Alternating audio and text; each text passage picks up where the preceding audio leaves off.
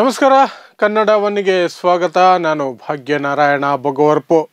ಸೈಫ್ ಅಲಿ ಖಾನ್ ಮನೆಗೆ ನುಗ್ಗಿದಂಥ ಒಬ್ಬ ವ್ಯಕ್ತಿ ಸೈಫ್ ಅಲಿ ಖಾನ್ ಮೇಲೆ ಮಾರಣಾಂತಿಕ ಹಲ್ಲೆ ಮಾಡಿ 2 ದಿನ ಕಳೆದು 3 ದಿನ ಆಗ್ತಾ ಇದೆ. ಆದರೂ ಸಹ ಇಲ್ಲಿಯವರೆಗೆ ಅದರ ಬಗ್ಗೆ ಸ್ಪಷ್ಟತೆಯನ್ನು ಸೈಫ್ ಅಲಿ ಖಾನ್ ಕುಟುಂಬ ಆಗಲಿ, ಅಂದರೆ ಕರೀನಾ ಕಪೂರ್ ಕಡೆಯಿಂದ ಆಗಿರ್ಬೋದು, ಅಥವಾ ಸೈಫ್ ಅಲಿ ಖಾನ್ ಮ್ಯಾನೇಜ್ಮೆಂಟ್ ಏನಿದೆ ಅದರ ಕಡೆಯಿಂದ ಆಗಿರ್ಬೋದು, ಅಥವಾ ಪೊಲೀಸರ ಕಡೆಯಿಂದ ಆಗಿರ್ಬೋದು, ಸರ್ಕಾರದ ಕಡೆಯಿಂದ ಆಗಿರ್ಬೋದು, ಯಾರ ಕಡೆಯಿಂದಲೂ ಸಹ ಯಾವುದೇ ಸ್ಪಷ್ಟತೆಯನ್ನು ಕೊಡ್ತಾ ಇಲ್ಲ. ಏನೋ ಮುಚ್ಚಿಡ್ತಿದ್ದೀವಿ ಅನ್ನೋದನ್ನು ಅವರು ಪರೋಕ್ಷವಾಗಿ ಅವರೇ ಹೊರಗೆ ಹಾಕ್ತಿದ್ದಾರೆ.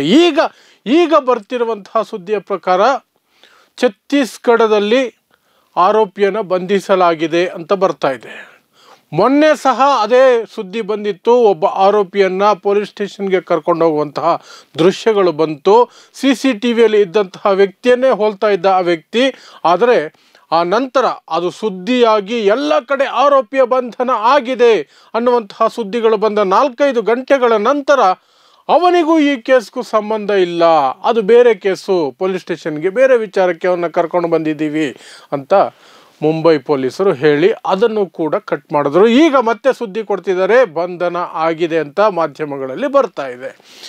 ಸೊ ಏನು ಆಗ್ತಿದೆ, ಯಾಕೆ ಇಷ್ಟು ಗೋಪ್ಯವನ್ನು ಕಾಪಾಡಲಾಗ್ತಿದೆ, ಇದರ ಹಿಂದೆ ಏನಾದರೂ ಬೇರೆ ರೀತಿಯಾದಂತಹ ಸಂಚು ಅಥವಾ ಬೇರೆ ಏನಾದರೂ ವಿಚಾರ ಇದೆಯಾ ಅಂತ ನೋಡೋದಾದರೆ ನಮಗೆ 3-4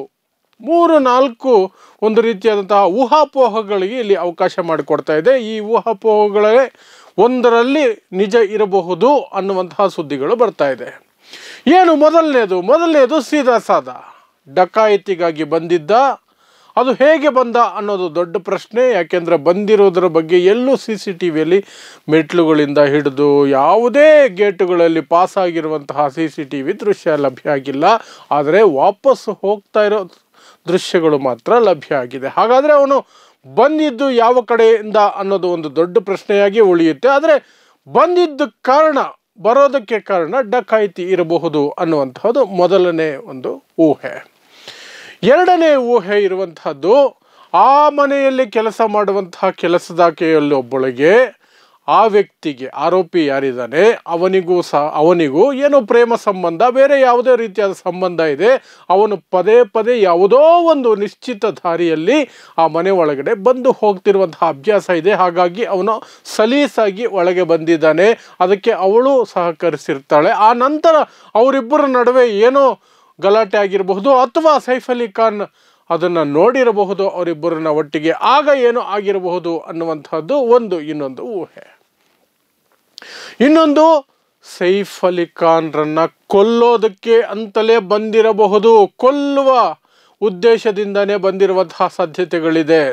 ಸಲ್ಮಾನ್ ಖಾನ್ ಮನೆ ಮೇಲೆ ನಡೆದಿರುವಂತಹ ಗುಂಡಿನ ದಾಳಿ ಆಗಿರಬಹುದು, ಬಾಬಾ ಸಿದ್ದಿಕಿ ಕೊಲೆ ಆಗಿರಬಹುದು. ಈ ರೀತಿ ಘಟನೆಗಳ ಹಿನ್ನೆಲೆಯಲ್ಲಿ ಬಿಷ್ಣೋಯ್ ಅಂತಹ ಗ್ಯಾಂಗಿನ ಸದಸ್ಯರಾದರೂ ಅಥವಾ ಆ ಗ್ಯಾಂಗಿಗೆ ಸಂಬಂಧಪಟ್ಟವರು ಅಥವಾ ಬೇರೆ ಯಾವುದೋ ಗುಂಪು ಸೈಫ್ ಅಲಿ ಖಾನ್ ಅವರ ಕೊಲೆ ಮಾಡುವ ಉದ್ದೇಶದಿಂದಲೇ ಅಲ್ಲಿಗೆ ಬಂದಿರುವಂತಹ ಸಾಧ್ಯತೆಗಳು ಇದೆ ಅನ್ನುವಂಥದ್ದು. ಇಷ್ಟು ಒಂದು ರೀತಿ ಸಾಧ್ಯತೆಗಳನ್ನು ನಮ್ಮ ಮುಂದೆ ತೆರೆದಿಡ್ತಾ ಇದೆ. ಯಾಕೆಂದರೆ ಸರ್ಕಾರ, ಪೊಲೀಸು, ಸ್ವತಃ ಸೈಫ್ ಅಲಿ ಖಾನ್ ಕುಟುಂಬ ಯಾವ ರೀತಿಯಾದಂತಹ ಸ್ಪಷ್ಟತೆಯನ್ನು ನಮಗೆ ಯಾರಿಗೂ ಕೊಡ್ತಾ ಇಲ್ಲ. ಎಲ್ಲವನ್ನೂ ಸಹ ಏನೋ ಒಂದು ರೀತಿ ಗೋಜಲು ಮಾಡ್ತಾ ಇರೋದ್ರಿಂದಲೇ ಈ ರೀತಿಯಾದಂತಹ ಇದು ಬರ್ತಿರುವಂತಹದ್ದು. ಹಾಗಾದರೆ ಈಗ ಮುಖ್ಯವಾಗಿ ಉಳಿಯುವಂತಹ ಪ್ರಶ್ನೆಗಳು, ಬಹಳ ಮುಖ್ಯವಾದ ಪ್ರಶ್ನೆ ಅಂದರೆ, ಅಷ್ಟು ಭದ್ರತೆ ಇರುವಂತಹ ಬಿಲ್ಡಿಂಗ್, ಆ ಬಿಲ್ಡಿಂಗ್ನ ಒಳಗೆ ಅದು ಹೇಗೆ ಬಂದ ಆ ವ್ಯಕ್ತಿ ಅನ್ನುವಂಥದ್ದು. ಈಗ ಒಂದಷ್ಟು ಸುದ್ದಿ ಬರ್ತಾ ಇದೆ. ಅದೇನು ಅಂದರೆ, ಇದೇ ಬಿಲ್ಡಿಂಗ್ನಲ್ಲಿ 8ನೇ ಫ್ಲೋರು ಅಥವಾ 9ನೇ ಫ್ಲೋರಲ್ಲೇ ಕಾರ್ಪೆಂಟರ್ ಕೆಲಸ ನಡೀತಾ ಇದೆ. ಆ ಕಾರ್ಪೆಂಟರ್ ಕೆಲಸ ಮಾಡ್ತಿದ್ದಂತಹ ಹುಡುಗರು ಅಲ್ಲೇ ಉಳ್ಕೊಳ್ತಿದ್ದಾರೆ, ಯಾಕಂದರೆ ಕೆಲಸ ಜಾಸ್ತಿ ಇದೆ ಅಂತ. ಅವರಲ್ಲಿ ಒಬ್ಬರು ಬಂದಿರಬಹುದು ಒಳಗಡೆಗೆ. ಹಾಗಾಗಿ ಒಳಗಡೆ ಬಂದಿರೋದು CCTV ಸಿಗಲಿಲ್ಲ ಅನ್ನುವಂಥದ್ದು. ಹಾಗಾದರೆ ನಾನು ಹೇಳ್ದಂಗೆ ಮೊದಲನೇದು ದರೋಡೆಗಾಗಿ ಬಂದಿರಬಹುದಾ ಅನ್ನುವಂಥ ಆ ಸಾಧ್ಯತೆಯ ಒಳಗೆ ಅದು ಹೋಗುತ್ತೆ. ಈ ಎಲ್ಲದರ ನಡುವೆ ನಾನು ಹೇಳ್ದಂಗೆ ಮುಖ್ಯವಾಗಿ ಬರುವಂತಹ ಪ್ರಶ್ನೆ, ಅವನು ಒಳಗೆ ಹೇಗೆ ಬಂದ. ಈಗ ಹೇಳ್ತಾ ಇರುವಂತಹ ವಿಚಾರಗಳ ಪ್ರಕಾರ ನ್ಯಾನಿ ಯಾರಿದ್ದಾಳೆ, ಆ ಮಗುವನ್ನು ತೈಮೂರ್ ಅನ್ನುವಂತಹ ಸೈಫ್ ಅಲಿ ಖಾನ್ ಮಗನನ್ನು ನೋಡ್ಕೊಳ್ಳುವಂಥ ಆ ರೂಮಿಗೇನೆ ಅವನು ಬಂದಿದ್ದು. ಅಲ್ಲೇ ಗಲಾಟೆ ಆಗಿದ್ದು, ಹೊಡೆದಾಟ ಆಗಿದ್ದು, ಸೈಫ್ ಅಲಿ ಖಾನ್ಗೆ ಗಾಯಗಳಾಗಿದ್ದು ಎಲ್ಲವೂ ನಡೆದಿದ್ದು ತೈಮೂರ್ನ ರೂಮ್ನಲ್ಲಿ. ಆ ಜ್ಞಾನಿ ಹೇಳುವಂತಹ ಕಥೆ ಪ್ರಕಾರ ಮಧ್ಯರಾತ್ರಿ 2 ಗಂಟೆ ಹೊತ್ತಿಗೆ ಬಾತ್ರೂಮ್ನಲ್ಲಿ ಲೈಟ್ ಆನ್ ಆಗಿತ್ತು. ಲೈಟ್ ಆನ್ ಆಗಿದೆಯಲ್ಲ ಅಂತ ನೋಡದೆ ಆನ್ ಆಗಿರಬಹುದು, ಅಥವಾ ಕರೀನಾ ಕಪೂರ್ ಮಗನ ನೋಡೋದಕ್ಕೆ ಬಂದು ಹೋಗಿರಬಹುದು ಅನ್ನೋದಕ್ಕೆ ಸುಮ್ಮನೆ ಮತ್ತೆ ಕಣ್ಣು ಮುಚ್ಚಿದೆ. ಆದರೆ ಸ್ವಲ್ಪ ಹೊತ್ತಿಗೆ ಒಂದಷ್ಟು ಶಬ್ದ ಆಯಿತು ಬಾತ್ರೂಮಲ್ಲಿ. ಶಬ್ದ ಆಗಿದ ತಕ್ಷಣವೇ ನಾನು ಹೋಗಿ ನೋಡಿದೆ, ಅವನು ಅಲ್ಲಿ ಇದ್ದ.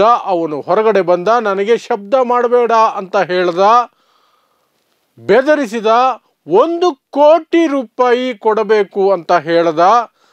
ಆ ಸಂದರ್ಭದಲ್ಲಿ ಇನ್ನೊಂದು ಜ್ಞಾನಿಗೂ ಎಚ್ಚರ ಆಯಿತು, ನನಗೂ ಅವನಿಗೂ ಒಂದಷ್ಟು ತಳ್ಳಾಟ ಆಯಿತು. ಆ ಸಂದರ್ಭದಲ್ಲಿ ನನ್ನ ಕೈಗೂ ಗಾಯ ಆಗಿದೆ ಅಂತ, ಆಕೆಯೂ ಸಹ ಬ್ಯಾಂಡೇಜ್ ಹಾಕ್ಕೊಂಡಿದ್ದಾಳೆ, ಆಕೆಗೂ ಚಿಕಿತ್ಸೆ ಆಗಿದೆ, ನನ್ನ ಕೈಗೂ ಗಾಯ ಆಯಿತು. ಆ ಶಬ್ದದಲ್ಲಿ ಸೈಫ್ ಅಲಿ ಖಾನ್ ಬಂದರು.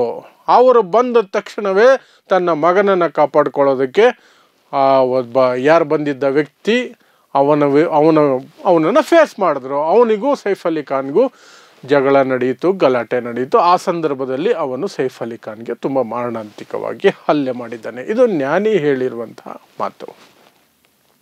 ಇನ್ನು ಕರೀನಾ ಕಪೂರ್ ಹೇಳಿರುವಂತಹ ಸ್ಟೇಟ್ಮೆಂಟ್, ಪೊಲೀಸ್ ಸ್ಟೇಷನಲ್ಲಿ ಕೊಟ್ಟಿರುವಂತಹದ್ದು, ಸೈಫ್ ಅಲಿ ಖಾನ್ ಅವರ ಹೆಂಡತಿ ಕರೀನಾ ಕಪೂರ್ ಕೊಟ್ಟಿರುವಂತಹ ಸ್ಟೇಟ್ಮೆಂಟ್ ಏನು ಅಂದರೆ, ಇದ್ದಕ್ಕಿದ್ದ ಹಾಗೆ ಶಬ್ದ ಆಯಿತು, ನಾವು ಹೋಗಿ ನೋಡಿದಾಗ ಅವನ್ಯಾರೋ ಇದ್ದ, ಅವನನ್ನು ಕನ್ಫ್ರಂಟ್ ಮಾಡಿದ್ರು ನನ್ನ ಗಂಡ. ಆ ಸಂದರ್ಭದಲ್ಲಿ ಅವನು ಚೂರಿ ಹಾಕ್ಬಿಟ್ಟ. ಆ ನಂತರ ಕರೀನಾ ಕಪೂರ್ ಹೇಳುವಂಥದ್ದು, ಆ ನಂತರ ನಾವು ಅವನನ್ನು ಅದೇ ರೂಮಲ್ಲಿ ಹಾಕಿ ಹೊರಗಡೆಯಿಂದ ಚಿಲುಕ ಹಾಕಿ ಹೊರಗಡೆ ಬಂದ್ವಿ. ಸೈಫ್ ಅಲಿ ಖಾನನ್ನು ಆಸ್ಪತ್ರೆಗೆ ಕರ್ಕೊಂಡು ಹೋಗೋದಕ್ಕೆ ಹೊರಗಡೆ ಬಂದಾಗ ಡ್ರೈವರ್ ಅವೈಲಬಲ್ ಇರಲಿಲ್ಲ. ಹಾಗಾಗಿ ಅಲ್ಲೇ ಹೋಗ್ತಾ ಇದ್ದ ಆಟೋವನ್ನು ತಡೆದ್ವಿ, ಆಟೋದಲ್ಲಿ ಕೂರಿಸಿದ್ವಿ, ಆಟೋದಲ್ಲಿ ಲೀಲಾವತಿ ಆಸ್ಪತ್ರೆಗೆ ಕಳಿಸಿದ್ವಿ ಸೈಫ್ ಅಲಿ ಖಾನ್ರನ್ನ ಅಂತ ಕರೀನಾ ಕಪೂರ್ ಹೇಳ್ತಾ ಇರೋದು. ಇಲ್ಲಿ ಈ ಸ್ಟೇಟ್ಮೆಂಟಿಂದ ಇನ್ನೊಂದು ಹೊಸದಾದಂಥ ಅನುಮಾನ ಬರುತ್ತೆ. ರೂಮಲ್ಲಿ ಹಾಕಿ ಬೀಗ ಅಥವಾ ಹೊರಗಡೆಯಿಂದ ಚಿಲ್ಕ ಹಾಕ್ಕೊಂಡ್ಮೇಲೆ ಅವನು ತಪ್ಪಿಸಿಕೊಂಡು ಹೋಗಿದ್ದು ಹೇಗೆ? ಫಸ್ಟ್ ಆಫ್ ಆಲ್ ಅವನು ಬಾತ್ರೂಮ್ ಒಳಗಡೆ, ಜ್ಞಾನಿ ಹೇಳೋ ಪ್ರಕಾರ ಬಾತ್ರೂಮ್ ಒಳಗಡೆ ಹೇಗೆ ಬಂದ? ಅದಕ್ಕೆ ಒಂದಷ್ಟು ಥಿಯರಿಗಳನ್ನು ಕಟ್ಟಲಾಗ್ತಿದೆ. ಪಕ್ಕದ ಬಿಲ್ಡಿಂಗಿನ ಕಾಂಪೌಂಡ್ ತುಂಬ ಚಿಕ್ಕಿದೆ, ಅದನ್ನು ಹಾರಿಕೊಂಡು ಆ ಮನೆಗಳ ಮೂಲಕ ಬಂದರೆ ಇದಕ್ಕೆ ಫೈರ್ ಎಸ್ಟಿಂಗ್ವಿಷರ್ ಇದೆ ಅಥವಾ ಫೈರ್ ಎಕ್ಸಿಟ್ ಇದೆ. ಬೆಂಕಿ ಬಿದ್ದಾಗ ಬೆಂಕಿಯ ಇದನ್ನು ಮೇಂಟೈನ್ ಮಾಡೋದಕ್ಕೆ ಏನೋ ಒಂದು ಜಾಗ ಮಾಡಿಟ್ಟಿದ್ದಾರೆ, ಆ ಜಾಗದ ಮೂಲಕ ಬಂದಿದ್ದಾನೆ ಅವನು. ಅದು ಸೀದಾ ತೈಮೂರ್ ಇರುವಂತಹ ರೂಮಿನ ಬಾತ್ರೂಮಿಗೆ ಬರುತ್ತೆ ಅಂತ ಒಂದಷ್ಟು ವಾದಗಳನ್ನು ಮಾಡಲಾಗ್ತಿದೆ. ಎಲ್ಲದರ ನಡುವೆ ಸ್ಪಷ್ಟತೆ ಕೊಡಬೇಕಾಗಿರುವಂತಹ ಪೊಲೀಸರು ಈಗಲೇ ಏನು ಹೇಳೋದಿಲ್ಲ, ಹೇಳ್ತೀವಿ, ಮೊದಲು ನಮ್ಮ ಪ್ರಯಾರಿಟಿ ಸಸ್ಪೆಕ್ಟನ್ನು ಅರೆಸ್ಟ್ ಮಾಡಬೇಕು. ಅದಕ್ಕಾಗಿ ನಾವು ಮೊದಲು 15 ತಂಡ ಮಾಡಿದ್ವಿ, ಈಗ 20 ತಂಡ ಮಾಡಿದ್ದೀವಿ ಅವನನ್ನು ಹಿಡಿಯೋದಕ್ಕೆ ಅಂತ ಪೊಲೀಸರು ಒಂದು ಸ್ಟೇಟ್ಮೆಂಟನ್ನು ಕೊಟ್ಟಿದ್ದಾರೆ. ಸರ್ಕಾರದ ಕಡೆಯಿಂದ ಯಾವುದೇ ಹೇಳಿಕೆ ಬಂದಿಲ್ಲ, ನಾರ್ಮಲ್ ಹೇಳಿಕೆಗಳು ಬಂದಿದೆ. ಪೊಲೀಸರು ನೋಡ್ಕೊಳ್ತಾರೆ, ಇದೊಂದು ಕ್ರೈಮ್, ಅದನ್ನು ನೋಡ್ಕೊಳ್ತಾರೆ ಅಂತ.